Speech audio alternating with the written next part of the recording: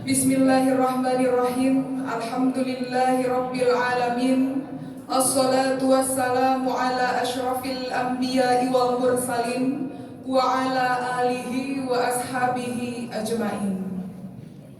Bapak Ibu majelis guru yang saya hormati, serta anak-anak siswa-siswi Mandua Kota Bukit Tinggi yang sangat Umi cintai. Langsung saja, pada kesempatan kali ini Umi dapat giliran untuk memberikan sedikit pengetahuan di depan anak-anak Umi semua.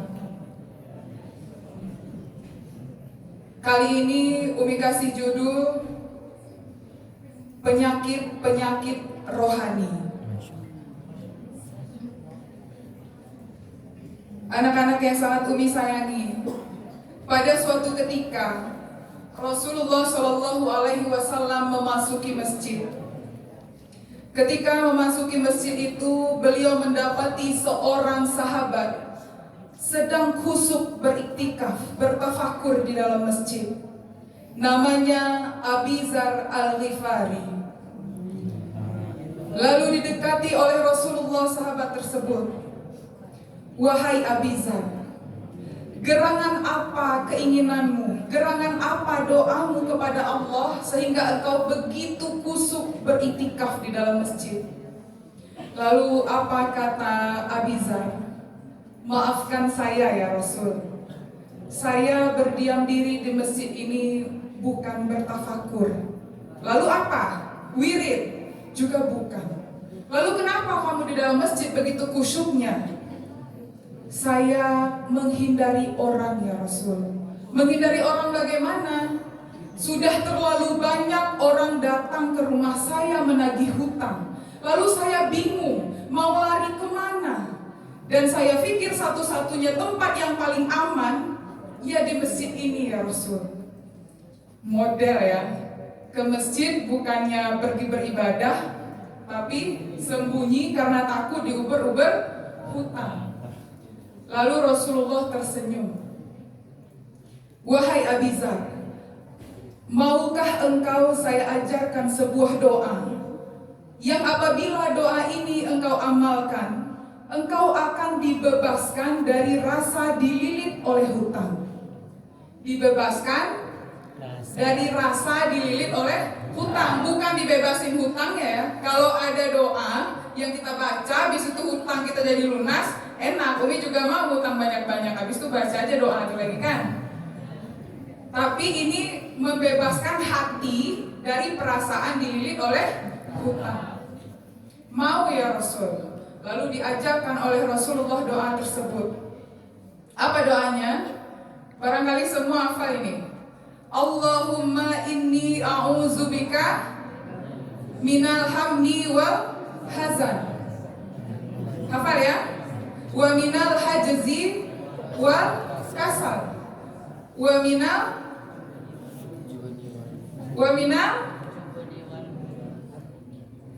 nggak hafal semua ya? Wa minal khubzi wa minal jubni wal bukhal wa min qalabatid dain wa qahrir rijal.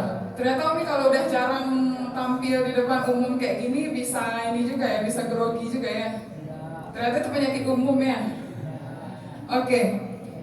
Jadi kenapa di kesempatan kali ini Umi mau membahas tentang penyakit-penyakit rohani? Karena penyakit rohani itu jauh lebih berbahaya daripada penyakit jasmani. Kenapa? Karena kalau penyakit jasmani separah apapun itu tidak akan menyebabkan orang masuk ke dalam neraka. Tapi penyakit rohani, kalau ada kita mempunyai penyakit rohani dan kita tidak tobat, tidak berubah, itu semua menyebabkan seseorang masuk ke dalam neraka. Gak ada nanti di neraka itu sesama penduduk neraka dia bertanya kan, "Hei bang, kenapa kau masuk neraka bang?"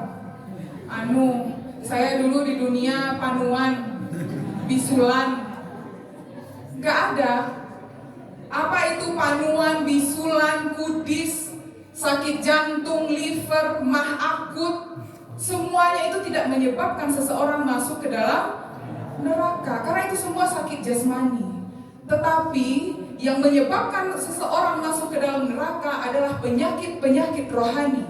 Apa itu? Sombong, ria, dengki, merasa diri paling benar dari yang lain, merasa diri paling pintar dari yang lain, bermuka dua, bermuka 17,5, di depan lain, di belakang lain. Itu semua penyakit rohani. Itu semua menyebabkan seseorang masuk ke dalam neraka. Sekarang, kenapa mau kita bahas itu? Karena apa ya? Penyakit rohani di zaman sekarang ini udah kurang mendapat perhatian. Coba kalau penyakit jasmani, kita demam saja sedikit udah pergi kita ke dokter kan? Sakit kepala, sakit perut, udah pergi kita ke dokter. Tapi hati kita menangis, batin kita menjerit. Kadang-kadang kita pura-pura tidak tahu. Dari doa yang diajarkan Rasulullah kepada Abi Dzar tadi, ada 8 penyakit rohani. Yang pertama adalah ragu-ragu. Aku berlindung kepada Allah dari penyakit ragu-ragu. Jadi ragu-ragu itu termasuk penyakit rohani. Apa yang bisa dikerjakan oleh orang yang hanya ragu-ragu? Menimbang-nimbang sebelum memutuskan sesuatu, sebelum mengerjakan sesuatu, itu penting kita menimbang. Tapi menimbang saja setiap hari, kapan memutuskannya? Orang sudah kemana-mana, kita main timbangan aja terus kan? Nggak berbuat kita jadinya. Lah, daripada nanti kita salah karena berbuat, kan mendingan gak usah berbuat. Keliru itu nah. Salah karena berbuat jauh lebih baik daripada tidak pernah salah karena tidak pernah berbuat. Kita baca Quran, salah jauh lebih baik daripada tidak pernah salah baca Quran karena tidak pernah baca Quran. Kita melakukan suatu penelitian, kamu mencoba apa ilmu baru atau apapun itu, mencoba gagal, ya nggak apa-apa, kan lebih bagus daripada tidak pernah berbuat sama sekali. Ini yang ditanya, yang menemukan bola lampu ini siapa namanya? Thomas Alva Edison. Apakah dia sekali mencoba langsung bisa dia menciptakan bola lampu? Tidak. Berapa kali gagalnya? 99 kali. Dia coba, gagal. Dicobanya lagi, gagal lagi, sampai 99 kali. Yang ke 100 kali baru dia berhasil menciptakan sesuatu bola lampu yang itu bermanfaat bagi seluruh masyarakat dunia. Bayangkan bagaimana pahalanya kalau kita bisa meniru seperti itu ya. Iya kan? Jadi kesalahan itu atau pengalaman itu mengajarkan kita agar tidak salah lagi di masa yang akan datang. Sama dengan anak kecil lewat di suatu jalan yang licin, lalu dia terpeleset jatuh. Besok dia lewat situ lagi, pasti dia hati-hati kan? Gak usah dibilang lagi, pasti hati-hati. Kemarin saya lewat sini jatuh. Jadi orang mukmin yang baik itu tidak boleh jatuh di lubang yang sama 2 kali. Kemarin lewat sini ada lubang jatuh, besok lewat situ lagi ada jatuh lagi ke lubang yang sama. Itu namanya goblok. Ya kan udah tahu, berarti kita kan nggak ngambil pelajaran dari pengalaman yang lalu. Jadi mumpung kalian para pelajar yang muda-muda, selalulah mencoba dan mencoba. Jatuh, berdiri lagi, gagal, coba lagi, sampai kamu bisa menemukan sesuatu yang bermanfaat untuk dirimu sendiri, untuk masyarakat, untuk agama, dan untuk negara ini. Mulai bergerak ya, nggak ragu-ragu lagi, langsung mulai bergerak. Itu penyakit rohani yang pertama dari doa itu. Yang kedua, penyakit rohani yang diajarkan oleh Rasulullah dalam doa itu yang harus kita hindari adalah hazan. Apa itu hazan? Penyakit duka cita. Ternyata penyakit duka cita itu termasuk adalah penyakit rohani, sedih yang berlebihan. Ada di sini yang merasakan sedih yang berlebihan. Manusia itu ehoknya tuh terlalu besar. Apa itu ehoknya? Contohnya nih ya, orang tuanya meninggal, bapaknya meninggal. Dia sedih terus. Yang dia tangis itu sebenarnya bukan karena meninggalnya bapaknya itu, tapi karena dia memikirkan aku nggak punya bapak lagi. Itu yang dia pikirkan, itu yang dia tangisi. Makanya Rasulullah mengajarkan, agama kita mengajarkan, cintailah sesuatu yang kamu cintai itu sekedarnya saja. Karena boleh jadi yang hari ini sangat kamu cintai, hari esok menjadi hal yang sangat kamu benci. Iya kan? Tetapi bencilah sesuatu yang kamu benci sekedarnya saja. Karena boleh jadi yang paling kamu benci hari ini adalah menjadi yang paling kamu cintai esok hari. Jadi kalau begitu kita bersifat sekedarnya saja. Jadi tidak berurat dan berakar, cinta harta, cinta kedudukan, cinta jabatan. Takut akan melepaskan yang sudah dititipkan Allah. Jabatan semua kan Allah yang titipkan. Kalau berurat dan berakar, kita tidak mau lagi melepaskan itu. Takut mau pensiun, terdengar orang mau mutasi, gerasa, gerusuk, gak tahu apa yang mau dikerjakan, gak rela. Itu kan tidak beralasan namanya. Kenapa tidak beralasan? Dia tidak sadar kalau dulu dia tidak punya itu semua. Harta, jabatan, tahta itu adalah titipan. Kepintaran, kekayaan, semua titipan. Jadi kan wajar diambil lagi sama Allah. Kalau kita mencintai sesuatu itu tidak berurat dan berakar, tidak terlalu berlebihan, kapanpun Allah mengambil titipannya dari kita, insya Allah kita ridho, rela. Dan berikutnya penyakit rohani yang ketiga yang perlu kita hindari adalah lemah. Bukan lemah lembut ya, lemah. Lemah apa? Semuanya. Lemah harta. Kenapa lemah harta tidak disukai dalam agama kita? Karena kefakiran membawa kita dekat dengan kekafiran. Lemah pendidikan, terbelakang. Orang pendidikan di barat sana udah bisa siang tingkat SLTA ini menciptakan smartphone segala macam. Orang-orang yang tertinggal pendidikannya ya cuma memanfaatkan yang diciptakan oleh orang lain.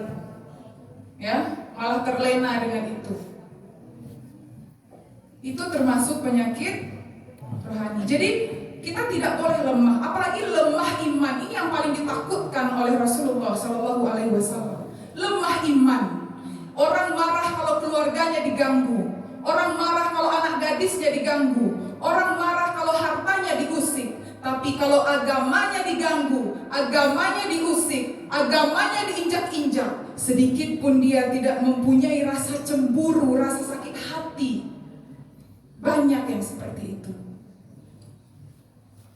Jadi anak-anak sekalian, ada sebuah di zaman khalifah dulu, Khalifah Umar bin Abdul Aziz, ketika menghadapi perang dengan kaum kafir Quraisy, suatu ketika para tentaranya mengalami kekalahan. Karena kalah, tentu banyak yang ditahan menjadi tawanan. Termasuk ketika itu 3 orang opsir setara komandan lah ya, dan beberapa puluh tentara ditahan di negeri orang kafir. Lalu untuk nasib para tahanan ini, Raja kafir berdiskusi dengan Perdana Menterinya. Wahai Perdana Menteri, sebaiknya kita apakan ini tawanan-tawanan orang Islam ini? Kita apakan sebaiknya? Kita bunuh saja bagaimana? Biar habis urusan. Ya, kata Perdana Menterinya, terserah Tuhan saja. Masalah bunuh-membunuh itu kan gampang. Tapi alangkah tidak lebih baiknya mereka kita bujuk meninggalkan agamanya Islam, mengkhianati khalifahnya Umar bin Abdul Aziz sebagai pemimpinnya, lalu masuk ke dalam agama kita, lalu nanti mereka kita manfaatkan untuk menyerang balik umat Islam itu sendiri. Oh, ide yang bagus juga itu, kata raja, ya kan, kata raja kafir itu. Jadi bagaimana caranya, kata raja kafir? Kita adili saja mereka di pengadilan terbuka, dihadiri oleh seluruh tentara-tentara kafir. Biar ciut nyalinya, biar mau dia meninggalkan Islam, lalu masuk ke dalam, mengikut ke dalam agama mereka. Oke, raja kafir waktu itu setuju. Besoknya langsung dibuatlah pengadilan terbuka yang dipimpin langsung oleh raja kafir. Yang pertama diadili adalah yang ketiga orang opsir tadi. Opsir yang pertama dipanggil. Opsir yang pertama maju. Ya Tuan Raja, kamu tahu siapa dirimu sekarang? Tahu Tuan Raja. Saya adalah tawanan. Kalau tawanan harus nurut. Nurut bagaimana Tuan Raja? Kamu harus meninggalkan agamamu Islam, harus kamu khianati pemimpinmu, kamu tinggalkan mereka dan kamu masuk ke dalam agama kami. Kami akan kasih kamu rumah yang mewah, istri yang cukup, harta yang banyak, dan kendaraan yang cukup. Apa jawaban opsir yang pertama tadi? Tuan Raja katanya. Kenapa? Tuan Raja kira selama ini saya berjuang untuk mencari kekayaan, untuk mencari harta. Tidak Tuan Raja, saya berjuang di bawah bendera Umar bin Abdul Aziz untuk menegakkan kalimat Allah. Saya tidak akan terpedaya, tidak akan mau mengikuti Tuan Raja. Oh gila ini orang, katanya kan. Gila opsir ini, kamu mau dibunuh, kalau tidak mau ikut saya, silahkan bunuh saja. Berani kamu ya, dari kemarin saya udah berani, makanya saya ikut perang, katanya kan. Akhirnya, bunuh saja katanya, dipanggil Algojo. Akhirnya dia dibunuh, terpisah kepala dan badannya. Lalu terpelanting kepala itu ke bawah, menggelinting seperti orang tawaf, berputar-putar, mengaji dan berakhir dengan senyuman, mukanya bercahaya. Orang kafir sampai bingung, awas ini ada kepala Naji. Lalu dipanggil lagi, udah selesai opsir yang pertama, dipanggil opsir yang kedua. Hai opsir yang kedua, sini. Kamu sudah lihat nasib opsir pertama tadi? Sudah Tuan Raja. Jadi bagaimana? Kamu mau meninggalkan Islam dan ikut kami? Dengan iming-iming harta, jabatan, tahta, wanita? Sudah Tuan Raja, tak usah banyak omong. Gak usah banyak omong gimana? Kalau Tuan Raja mau potong, saya potong sajalah. Saya sudah tidak kuat membayangkan opsi yang pertama tadi disambut oleh para bidadari, oleh para malaikat di syurganya Allah. Saya tidak sabar lagi, wahai Raja, bunuh sajalah. Biarkan nyawa berpisah dari badan, asalkan iman jangan berpisah dari hati. Makanya, oh ini lebih gila lagi dari yang tadi, kata Raja, ya kan? Karena kuat imannya, akhirnya dia dipancung. Sama seperti tadi, menggelinting kepalanya di bawah, memutar-mutar seperti orang tawaf, mengaji, berakhir dengan senyuman. Lalu dipanggil lagi, udah selesai 2 orang, dipanggil opsir yang ketiga. Wahai opsir yang ketiga, kamu sudah lihat yang pertama dan yang kedua tadi? Sudah Tuan Raja. Kalau kamu bagaimana? Saya mau hidup Tuan Raja. Jadi kamu mau meninggalkan Islam? Mau Tuan Raja. Daripada saya mati kan mendingan hidup. Daripada nggak punya apa-apa kan mendingan punya apa-apa. Lalu oke lah, kalau kamu mau saya akan musyawarah dengan Perdana Menteri. Nanti kamu akan saya angkat menjadi pejabat tinggi. Oke Raja, katanya. Raja itu pergi Perdana Menteri memusyawarahkan. Wahai Perdana Menteri, ini opsi yang ketiga ini baik. Mau dia bermusyawarah, mau dia meninggalkan agamanya karena lemah imannya tadi kan. Lalu bagaimana? Kita angkat jadi apa dia? Lalu kata Perdana Menterinya, masalah angkat mengangkat itu terserah Tuan Raja sajalah. Tapi kalau saya pikir-pikir kok aneh. Dari awal dia berjuang dengan sahabatnya, sama-sama di bawah bendera Khalifah Umar bin Abdul Aziz. Kenapa di akhirnya dia tergoda dengan harta benda, dengan jabatan? Kalau negaranya saja, kalau agamanya saja dia khianati, apalagi kita yang tidak sama dengan dia. Nanti kalau sewaktu-waktu ada waktu, kita pasti dikhianati juga. Akhirnya gimana? Oh, berarti yang opsi ketiga ini komandan bejat ini, pengkhianat. Jadi bagaimana? Kata tuan rajanya, bunuh saja orang ini, tidak baik. Malah yang baik itu, yang teguh pendirian tadi itu, yang nomor 1, nomor 2 tadi. Kalau bisa nomor 1, nomor 2 itu aja dihidupkan lagi. Mana bisa lagi kan? Udah sampai lah dia di surga tuh. Jadi dibunuhlah yang komandan ketiga ini. Dia mau tadi awalnya keluar dari Islam karena lemah imannya. Sebelum dibunuh, kok saya dibunuh juga? Katanya mau diangkat jadi pejabat tinggi katanya. Kamu opsir bejat, kamu pengkhianat, kamu harus mati. Ya udahlah, sebelum mati saya mau Islam lagi lah katanya. Itu adalah orang yang lemah iman.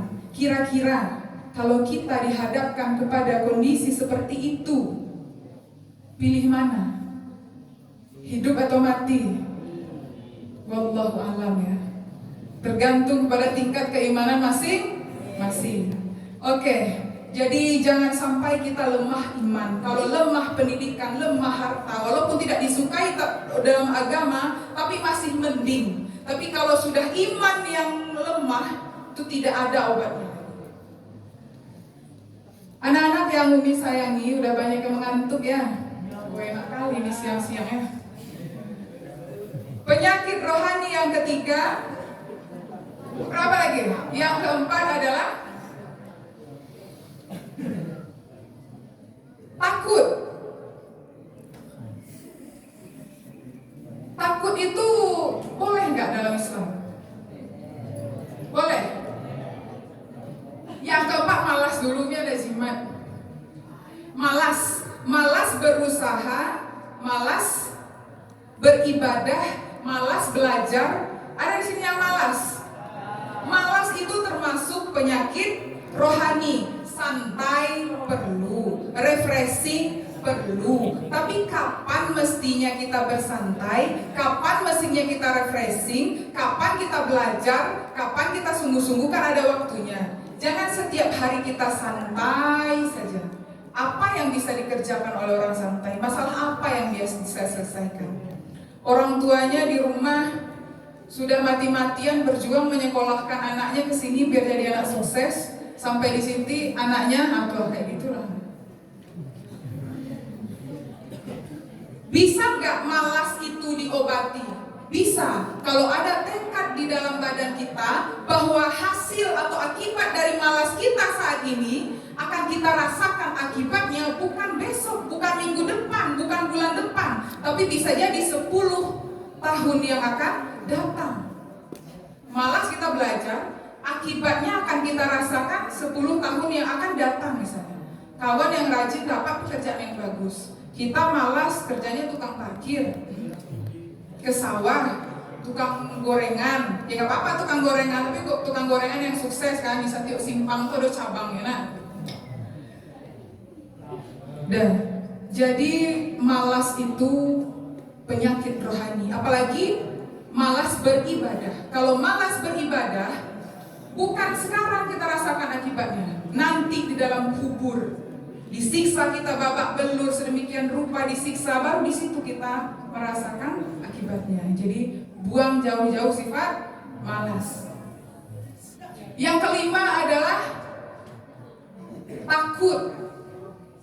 Manusia itu dilahirkan dengan fitrahnya. Fitrah itu bisa jadi sifat. Sifat takut semua manusia punya. Dan manusia pun semuanya punya sifat berani. Tapi yang jadi masalahnya, kapan kita mesti takut, kapan kita mesti berani.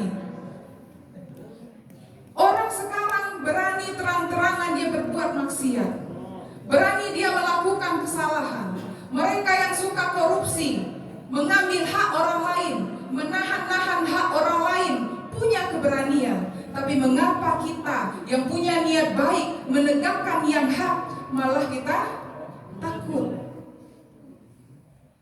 Jadi kita sebagai apalagi generasi muda ini, kalian orang-orang pintar, jangan sampai takut. Boleh takut kalau melanggar perintah Allah, dan harus berani kalau kita itu memang sesuai dengan perintah Allah. Kita memperjuangkan kebenaran, harus punya keberanian. Mengapa mereka yang ada di kubu kekufuran saja mereka berani? Kenapa kita di kubu kebenaran kita tidak berani? Kalau kita melawan manusia, hukuman yang paling diterima kalau hukuman manusia apa? Dicuekin lah ya, dicuekin agak seminggu, nak disapo, dia dipuas sampai mari kan? Atau yang paling berat hukuman manusia itu apa? Dipenjara seumur hidup. Tapi hukuman Allah, nerakanya Allah, bukankah itu yang harusnya paling kita takuti? Jadi silahkan berani selagi kita benar. Tapi jangan berani babi. Tahu berani babi? Nyeruduk aja dia. Iya yang keseruduk tahu enak, empuk. Yang keseruduk mesin giling, bongkar kepalanya. Jadi maksudnya jangan beraninya berani babi. Berani yang harus punya strategi. Ya.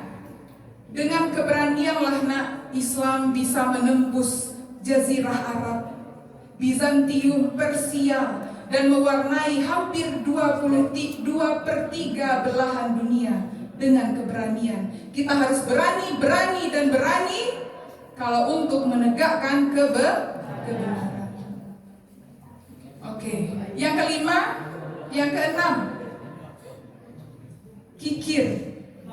Ternyata kikir itu penyakit rohani, pelit. Ada di sini yang pelit? Ada. Kenapa orang bisa pelit? Karena orang itu tidak sadar, yang pertama ya, tidak sadar gimana maksudnya. Kadang kita diberikan kemuliaan oleh Allah untuk menjadi perantara, menyampaikan rezeki.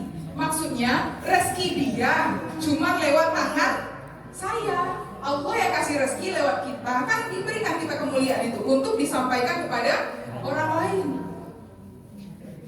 Nggak sadar, kalau orang nggak sadar itu duit saya ya duit saya, hasil keringat saya untuk saya, nggak ada urusan sama orang lain. Yang kedua, kenapa orang bisa pelit? Karena suka menghitung-hitung, terlalu menghitung-hitung. Menghitung-hitung tuh akhirnya kurang terus. Kita punya uang 10.000, 100.000, hilang 10.000. Orang yang pelit itu pusingnya minta ampun, aduh mati aku nih, hilang piti 10.000. Padahal yang tinggal 90.000 lagi, nggak takana, hilang nikmat yang lebih banyak daripada yang lebih sedikit hilang. Padahal mungkin saja uangnya itu hilang karena teguran oleh Allah karena nggak pernah sedekah. Ya, apalagi kepada orang tua. Ada yang kikir sama orang tuanya, karena di sini mungkin belum ada yang bekerja ya. Nanti kalau kalian sukses, jangan pernah kikir sama orang tua. Kalau bisa, setiap kita gajian, sisihkan langsung untuk orang tua. 500.000, 1 juta, 2 juta, tergantung penghasilan. Jangan sisanya. Kalau api di akhir bulan tinggal piti 50.000, kok bisa magi orang tuanya, salah. Kikir kita kepada orang tua. Sementara yang membuat kita sukses itu siapa? Orang tua. Dia mau menahan, mau makan enak, mau beli pakaian bagus ditahannya. Mau dia bekerja keras untuk siapa? Untuk kita. Kalau kita sudah sukses nanti kikir kepada kedua orang tua, langsunglah masuk neraka. Kalau bisa ada rezeki, belikan mereka makanan kesukaannya, pakaian yang bagus, sisihkan. Itu pesannya. Setiap kita gajian nanti tolong di awal itu sisihkan untuk kedua orang tua. Karena tanpa pengorbanan orang tua tidak akan ada anak yang sukses. Ya. Lalu yang ketujuh, apa penyakit rohaninya? Perasaan bebas dari dililit oleh hutang. Ada yang suka hutang di sini masih kecil? Ada. Sedih kos ya, pakai pitil kawan. Nggak 20.000 Malaki Bokatibo. Ada, tapi di Lupuan Seleng. Manusia itu hidup, gali lubang, tutup lubang itu biasa. Tapi kalau gali lubang hari ini, gali lubang besok, gali lubang, gali, nggak pernah nutupin, itu namanya mau kejeblos. Boleh berhutang sesuai kemampuan. Bisa nggak kira kita bayarnya? Karena berhutang banyak itu membuat siang hari kita takut ketemu sama orang, dan malam hari bikin kita susah tidur. Jadi kalau bisa janganlah berhutang. Apalagi berhutangnya menyangkut keperluan orang banyak. Contoh ya, contoh. Ada di sini bendahara OSIM ya. Ada bendahara OSIM. Misalnya bendahara OSIM kan pegang uang. Uang kan uang anggota kan. Dimasukkannya ke rekeningnya. Bercampur dengan uangnya jadinya kan. Tamakan sepiti itu 50 rupiah, 1.000 rupiah. Itu dianggap hutang. Atau dipinjam, nggak tahu anggota, dari pinjam oleh ke dibalikin kilo nggak terbayar. Itu nanti tobatnya itu jauh lebih susah. Kalau orang tobat, kesalahannya maksiat kepada Allah, cara tobatnya berapa? 3. Apa saja? Mengakui kesalahan, berjanji tidak akan mengulangi lagi, minta ampun kepada Allah kan, minta ampun kepada Allah, berjanji tidak mengulangi lagi. Tapi kalau menyangkut hajat orang banyak, tamakan pitih hurang, tamakan bakwan orang makan bakwan 3, bebayar 2. Ya, atau pitih yang dipinjam model itu tadi, pitih anggota dipakai tak pakai 500 rupiah saja. Cara tobatnya jadinya 4. Yang pertama menyesali, yang kedua bertobat kepada Allah, yang ketiga berjanji tidak akan mengulangi lagi, yang keempat harus temui atau meminta maaf, meminta redho kepada masing-masing anggota tadi itu. Ia masih hidup semuanya. Kalau udah mati gimana? Kan repot kan, nanti lah di padang mahsyar kamu carilah orang yang matahari di saat itu sejengkal dari ubun-ubun. Nah, carilah hak orang lain yang dulu pernah kita makan. Sebelum orang itu meridhoi dan mengikhlaskan, walaupun hanya 1 buah pensil yang kamu ambil dari tas temanmu, dia nggak tahu, nggak ridho, kamu cari nanti di akhirat. Sampai orang itu meridhoi, baru kamu diampuni. Jadi hati-hati dari sekarang. Ya. Dan penyakit rohani yang terakhir adalah hidup di bawah bayang-bayang orang lain. Hidup jadi boneka orang lain. Orang lain yang setir kita, ke kiri kata orang, ke kiri kita. Lakukan ini, lakukan. Jangan begini, enggak kita lakukan. Itu namanya hidup di bawah bayang-bayang orang lain. Makanya kalau bisa, rajin-rajinlah belajar. Jadi orang sukses semua. Bangun impianmu sendiri, bekerja keras dari sekarang membangun impian. Karena kalau kamu tidak berhasil membangun impianmu, maka kamu akan dipekerjakan oleh orang untuk membangun mimpi-mimpi mereka. Paham ya? Orang yang di bawah bayang-bayang orang lain itu dia tidak berani mengambil keputusan. Biasanya bamuko duo, nggak nio melawan, di muko, di belakang hatinya lah menangi, tidak tahu menurut tapi baal. Orang yang tidak punya kepribadian tidak ada nilainya dalam kehidupan ini. Ke anak-anak yang berbahagia, mudah-mudahan ke-8 penyakit rohani yang disebutkan tadi bisa kita ambil pelajaran. Mungkin hanya itu yang dapat Umi sampaikan pada siang ini. Terima kasih atas segala perhatian. Mohon maaf atas segala kekurangan. Billahi taufiq wal hidayah. Wassalamualaikum warahmatullahi wabarakatuh.